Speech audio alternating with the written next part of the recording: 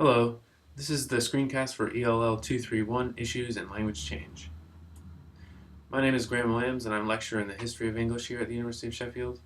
My research, broadly speaking, is in medieval and early modern Englishes, but I'm interested generally in language and cultural change, and the relationship between language and cultural change, but in historical linguistics more generally, which is why I enjoy teaching this course.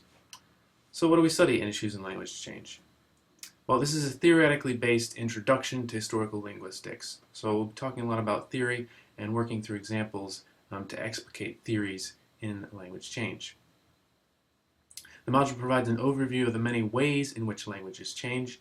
So phonological, lexical, semantic, and syntactic change, but also things, again, to do with cultural change and this relationship to language. And we'll be looking at English primarily, but we'll also be drawing on information and evidence from other languages all over the globe. But rest assured, you only need to know English to take this course. The module will equip you with the terms and concepts needed to discuss how and why languages are born, change, and indeed die. And we'll also offer you the opportunity to engage with some of the key issues and questions in historical linguistics. Assessments. You'll have 8 weekly quizzes. These will be short, multiple choice, on mole, and they'll just test your knowledge of terms and concepts from your assigned weekly reading. It's 20%. First 1,500 word essay is worth 35%, and then another 1,500 word essay worth 45%. And the reason that the second essay is worth more is because you'll have an opportunity to improve upon your writing and analytical skills between the first and second essay.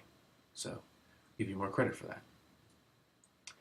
The teaching format of the course is one lecture on the theories and also looking at examples of language change. And then we have seminars in which we go through exercises in which we analyze actual evidence for language change and apply our knowledge that week to actual changes in languages. There's also one bi-weekly study hour in which you'll be free to either study on your own or study in a group or ask me questions about the material or the assessments on the module. Some other things to know: there are no prerequisites for this module, and you're welcome students from all across English and indeed other programs. Weekly reading comes primarily from one textbook, which is Trask's Historical Linguistics, which we'll be reading pretty much in its entirety, and is very affordable and easy for you to get your hands on. Learning outcomes for the module describe a wide array of types of language change, so you'll be able to do this by the end of the course. You'll also be able to identify the changes involved in specific examples using terms and concepts from historical linguistics. So you'll come out with a very broad repertoire of terms and concepts you can apply to historical language and changes.